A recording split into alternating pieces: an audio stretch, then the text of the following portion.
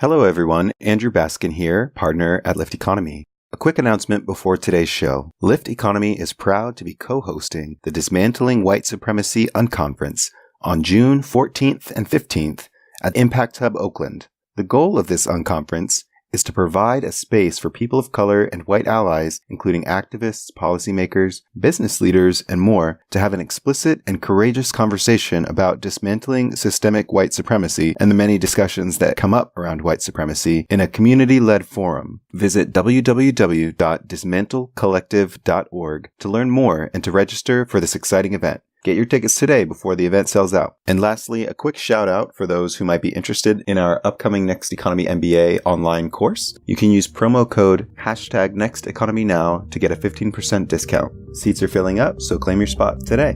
And now, on with the show. Welcome to Next Economy Now. I'm your host, Andrew Baskin.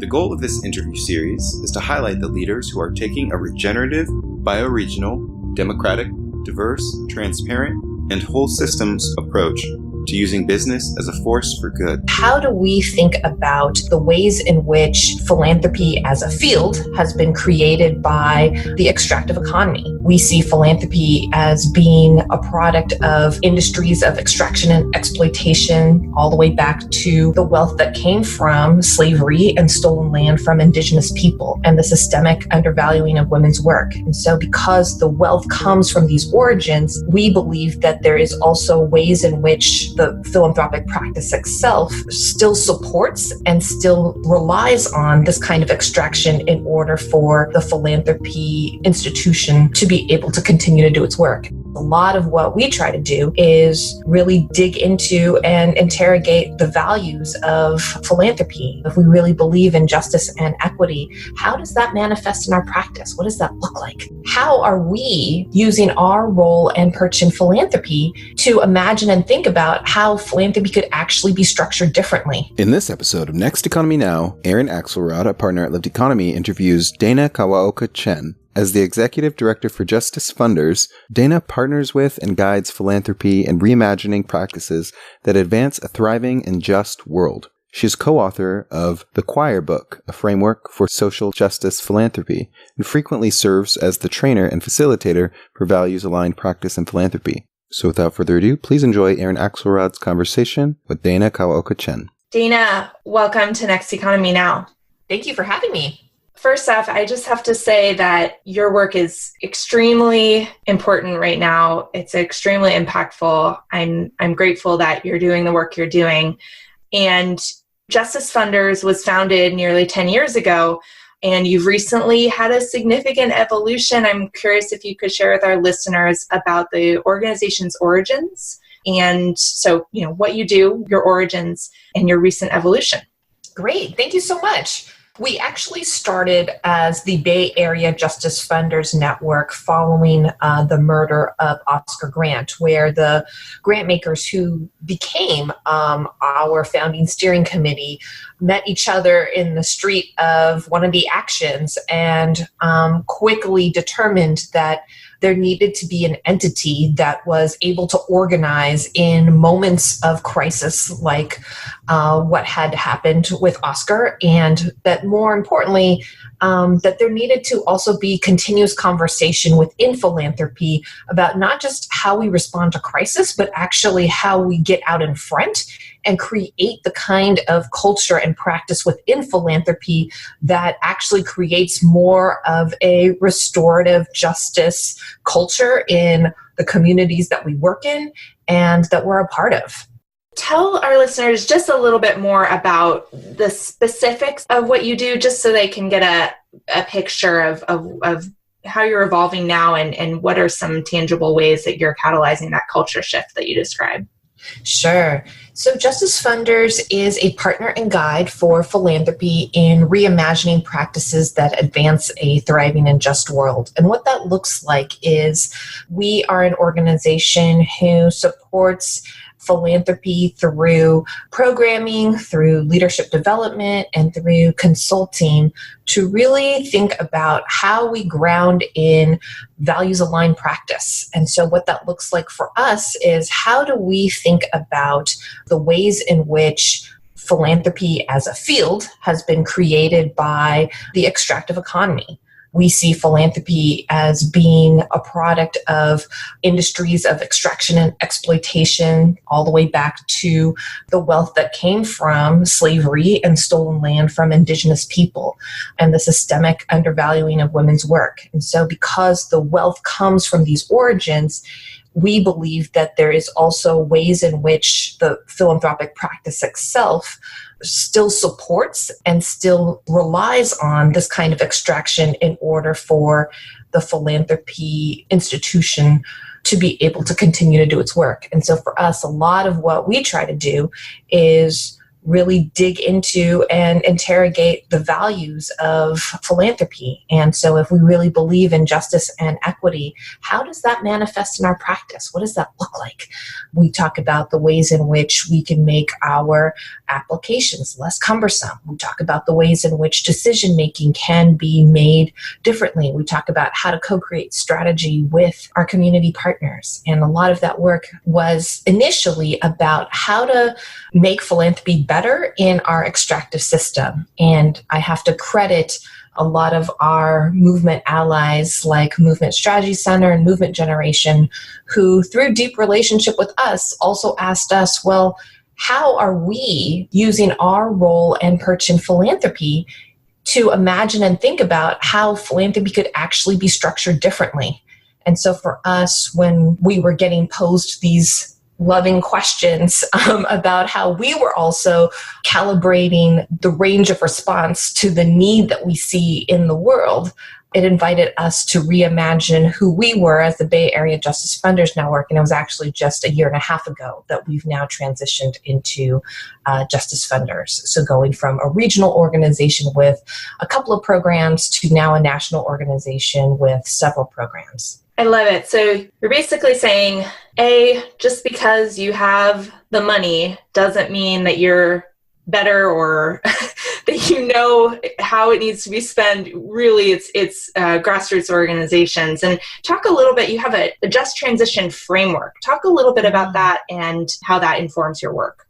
Building on the wisdom of our movement organizations who for years have been on the front lines of experiencing the failures of a market economy, they really helped us ground into, so how do we actually envision a world that honors the sacredness of our natural resources and recognizes the inalienable rights of all? And when we thought about what that looks like outside of what we currently know as our economy and what we currently understand as the field of philanthropy, it helped us think about, well, then what would it take actually to create that world? And so once we pulled back and we took a step back to reflect on the vision that was put forward by Movement Generation and the Climate Justice Alliance for a just transition, we started thinking about, well, what would a just transition for philanthropy look like?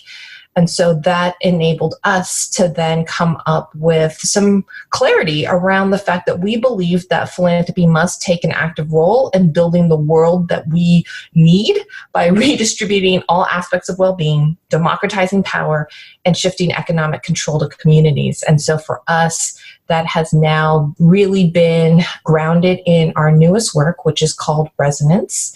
It is a framework for philanthropic transformation.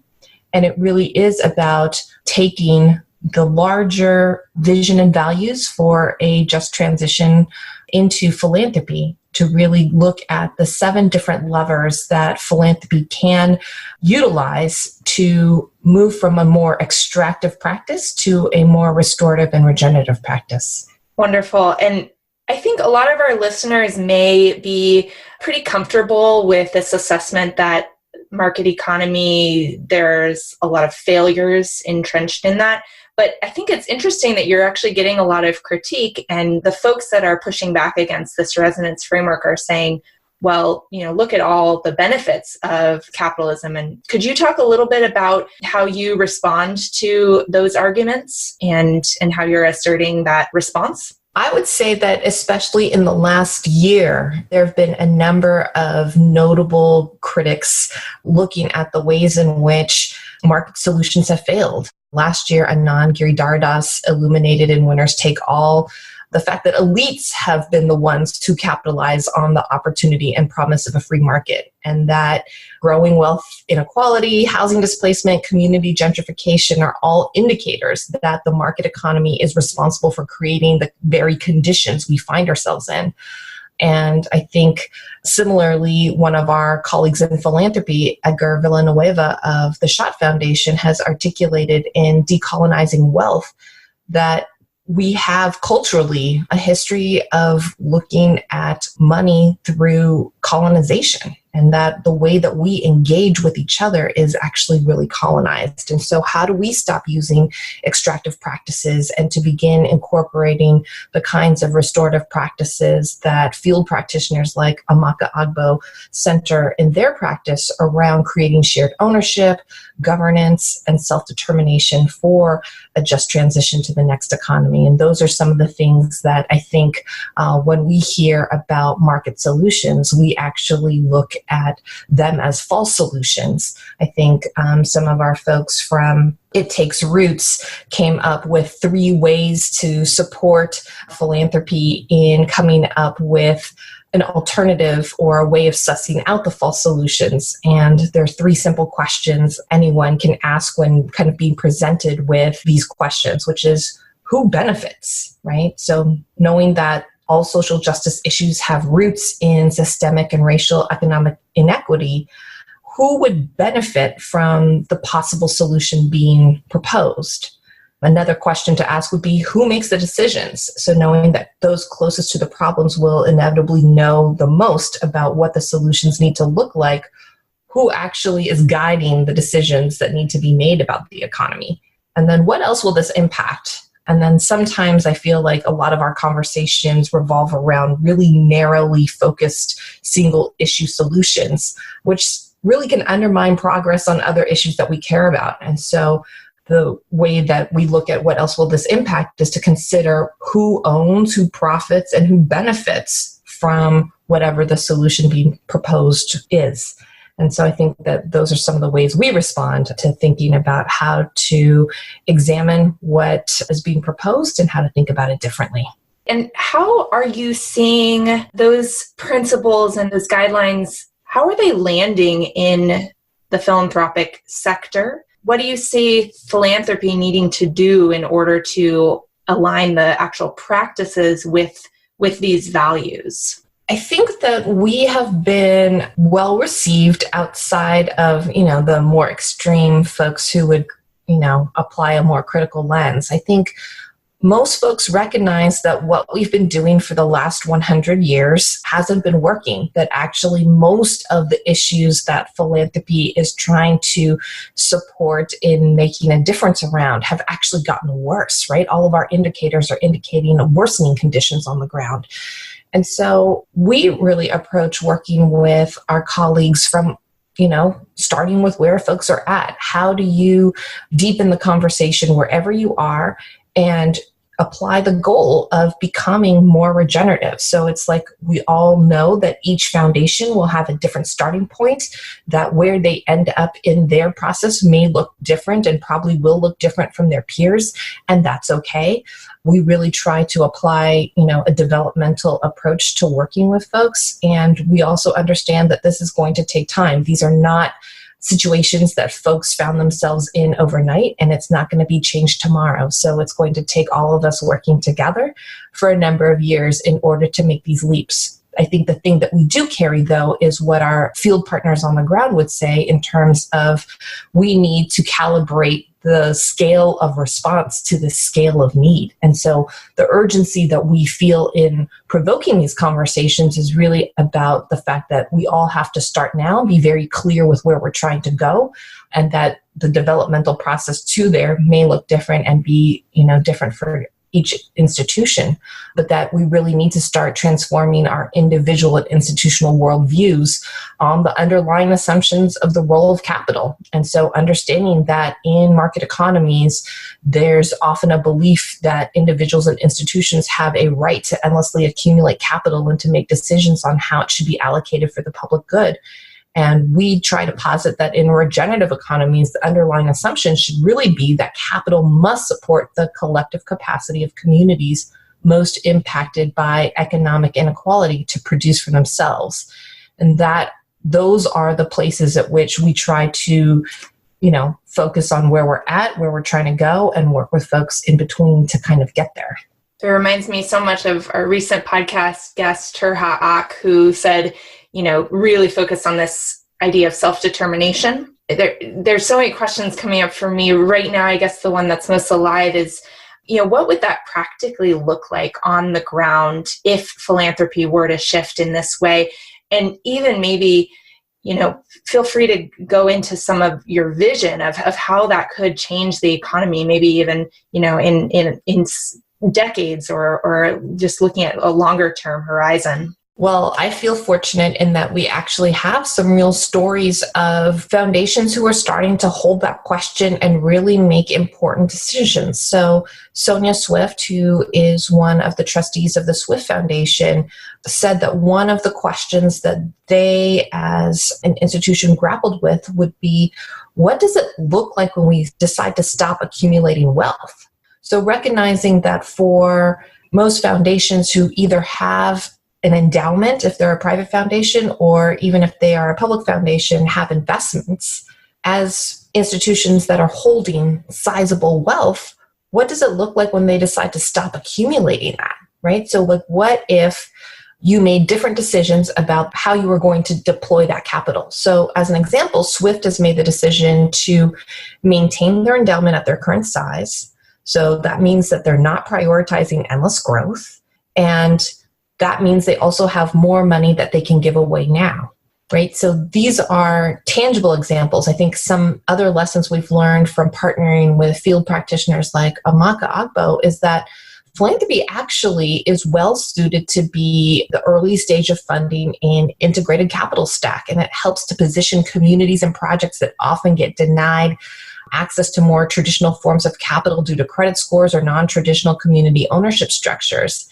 And so when we think about how philanthropy can actually take its resources out of Wall Street and put it in the hands of folks who are on the ground in their communities, what other benefits will we see in terms of both the structural change of who has decision-making power, who has the ability to determine what their community looks like, and eventually who can govern? Even on the C3 side, on the grant-making side, I think philanthropy can also provide early-stage support for educating and training local leaders on how to access or come up with business plans in order to create a different model for how they structure their organizations. It doesn't have to be in a typical 501c3 structure. So those are some of the ways in which we see philanthropy being able to make a difference now, and also being able to use a lot of the tools that are at their disposal. So besides grants, there's also program-related investments, mission-related investments, the ability to deploy investment dollars in a project. So I think that there's actually a lot that philanthropy can start doing now in order to be a more active catalyst. Really appreciating, and I'm sure our listeners are appreciating you bringing in what is beyond grant capital, the PRIs, MRIs, patient capital. And I'm curious if you could share, since many nonprofits are reliant on institutional foundations, what does Justice Funders have as a vision for philanthropic transformation and how that can transform social justice movements? Where are you seeing the move from not just being exclusively reliant on grant capital? I think it's important to name that historically, when Congress created institutional philanthropy by essentially approving a tax shelter for wealth, it in turn also created the nonprofit industrial complex, right? So when we look at the last 100 years and the way that both institutional philanthropy has evolved over time, and the dependence of some of the most radical work in our country being consolidated in a C3 structure in order to get the resources to do the work, we're seeing the ways in which, at this point, capital is constraining systems change. And so I think the important thing for us to now have simultaneous conversations with our movements as we are in philanthropy is to really think about how do we reimagine the kind of ecosystem support for local work that is actually generated from our neighbors rather than from institutional philanthropy. And so one of the projects that Justice Funders is now leading is an action lab called Movement Commons, where we are actively pursuing some experiments, really, actually on two different levels. So the first is an experiment on what would it look like for institutional philanthropy to take the strategy of folks on the ground. So I think we often hear some of the worst case examples of where a group of funders will get together. They'll say, oh, we have this great idea for how we can do X, Y, or Z.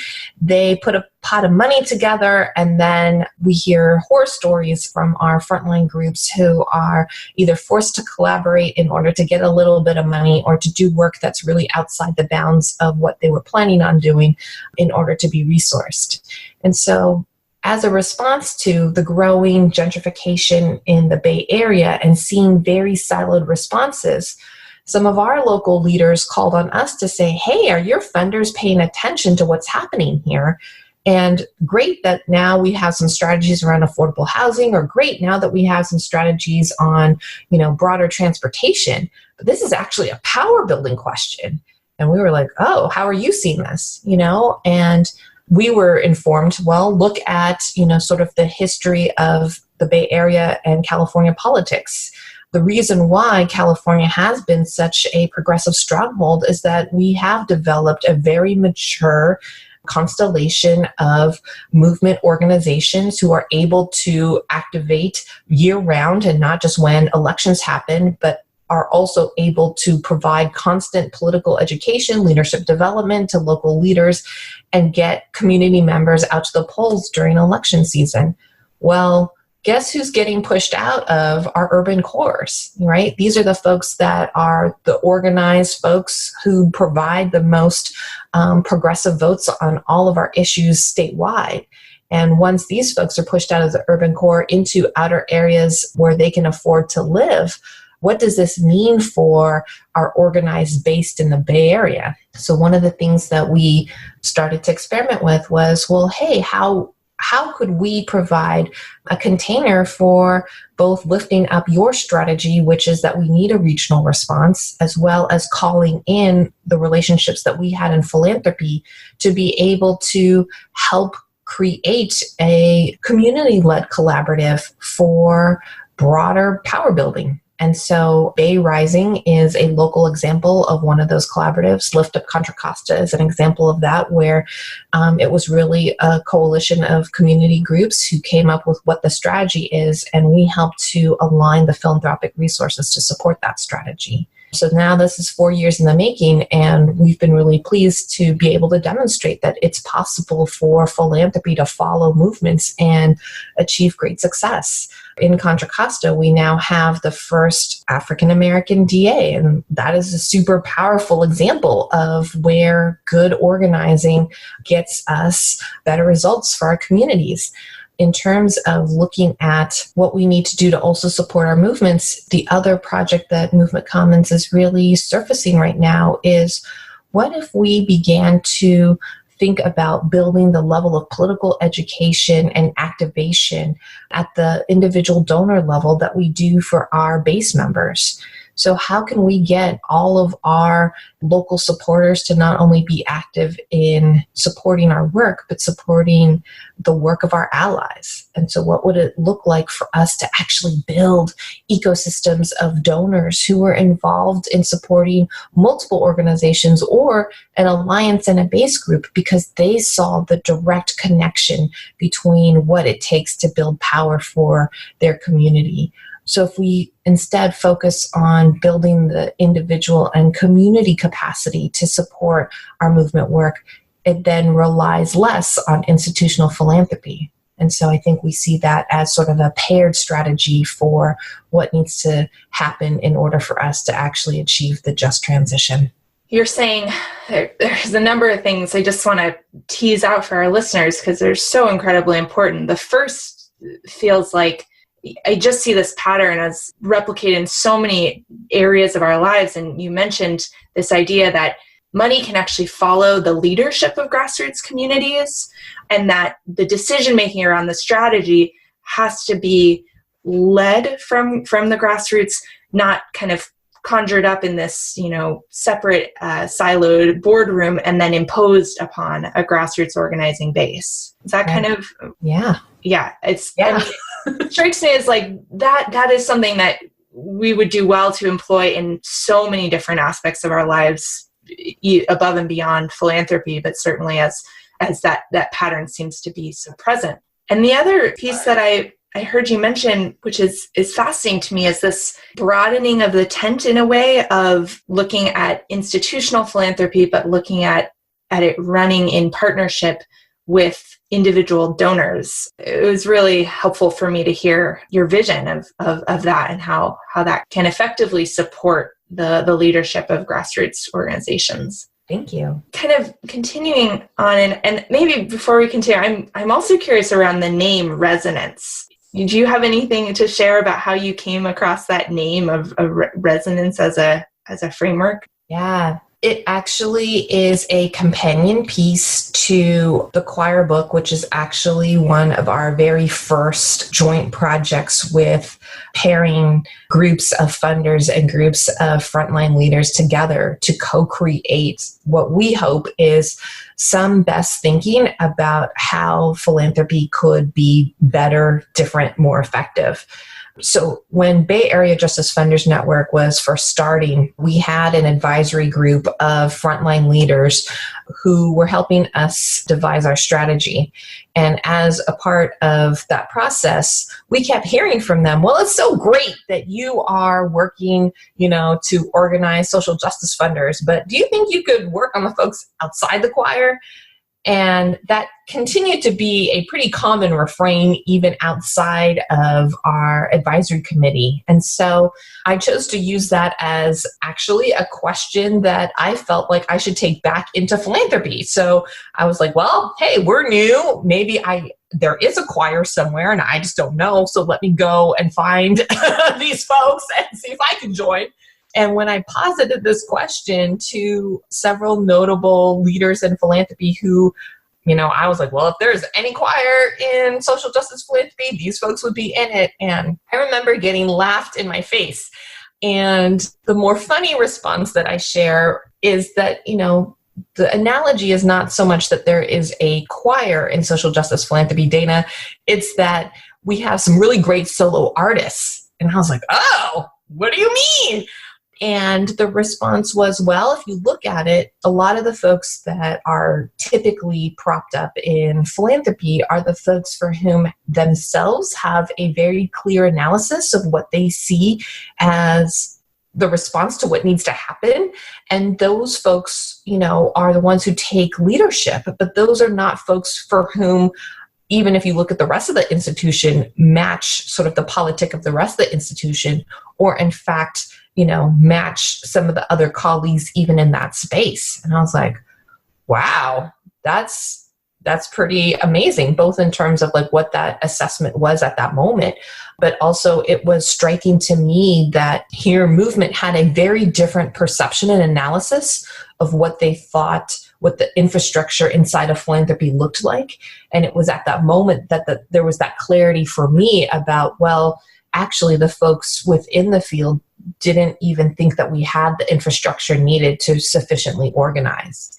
And so that became a project for us in terms of getting a handful of grant makers who work at the intersection of capacity building and leadership together, as well as a handful of frontline leaders who also work in capacity building and leadership primarily, but who could speak to, being on the receiving end of a lot of the kind of grant kind of conversations. And so we tried to create a committee of folks for whom I was like, well, if we need to create the choir, what is that going to look like? And so they were tasked with actually creating the choir book. And We chose eventually as a final product to keep that name because we felt like that was really what we are attempting to do. So that became a framework for social justice philanthropy. We called that the Choir Book. Against that, we developed a leadership development program for grant makers called the Harmony Initiative. We're now in our 4th year, just finished recruiting for our 5th year of Harmony West. Harmony East starts in June of this year, and in partnership with Neighborhood Funders Group, we will be launching Harmony Midwest in 2020. All to say that once that body of work was completed, and we then looked to create the framework for a just transition for philanthropy, we really thought about, well, what are we trying to do? And I think what we wanted to do was really to create the intensification of the work that we saw happening within our Just Transition field partners. And so it was like, oh, okay, so resonance would be that body of work that's really about creating that supplementary vibration in philanthropy that should intensify the work on the ground. And so that's how we came up with the name for Resonance, and that is actually serving as the basis for our new executive and trustee program called Maestra, in which we're working with executives and trustees around making some of the dynamic shifts within their organizations from a more extractive place to hopefully a more regenerative one. I love that, deepening and intensifying the impact on the ground. So we usually start our podcast with this question, but now that our listeners have heard really a quite radical and transformational perspective that you share that is informing the work you're doing, I'm curious if you could share with us how you got into this work. What is your personal story, and how did you catalyze this shift in yourself, or where did this shift come from for you to really recognize the systemic transformation you wanted to see in the world? So I am born and raised in the Bay Area, and as a 4th generation Japanese American, all of my paternal family was subject to incarceration during World War II without any due process. My father was actually born behind barbed wire in this country because of the fact that his parents happened to be Japanese American. And so for my own journey, I am both very much, I think, come from a place of feeling deep responsibility with my own family's history and story, because I know from even our current moment that it happens again, it happens constantly, and that if we're not vigilant, that we will see the kind of gross injustice that's happening now at the border continue. And so I think it's up to those of us who have the ability to use whatever perch that we can to make the change. I will also just say that aside from, my family and community lineage, I have been fortunate to actually have been organized by some of our wonderful local movement leaders. And it comes from both being in deep relationship with folks as well as being in constant curiosity about how do we think about our world and our work differently? How do we bring that lens into what we do? And I want to just say that I think my journey is one that has just been fortunate to, have grown up supported by strong local movement leaders here.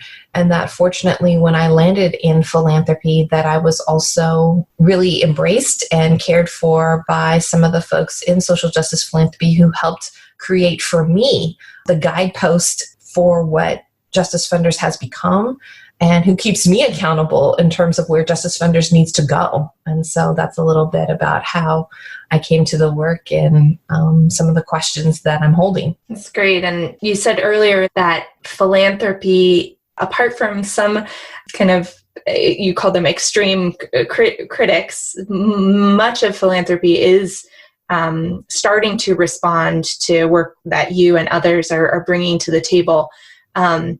And I'm sure our listeners would be curious to hear, what more can our listeners do to support you in this work and allow this work to spread and infuse more out into the world?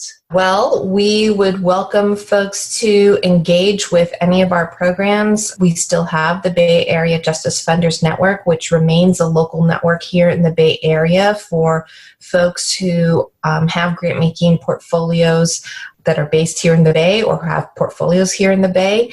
In terms of deepening your grant-making practice, we have Harmony West, East, and Midwest. For folks who are interested and are at the trustee or executive level, we have our Maestro Leadership Development Program. And we also provide coaching and consulting for individuals and institutions in philanthropy.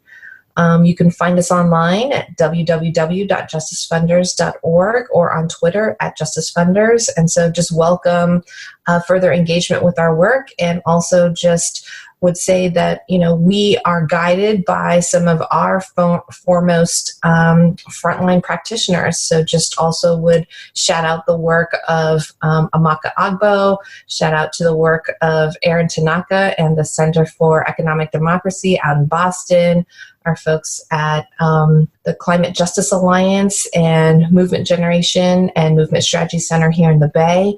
All these folks are working really hard to imagine that just transition and make that possible. And I think we're just happy to be allied in that work. Thank you, Dana. And just as we bring our conversation to a close, is there any other words of advice or remarks that you would make to listeners around how they should be thinking about or engaging in this transition toward an economy that works for the benefit of all life?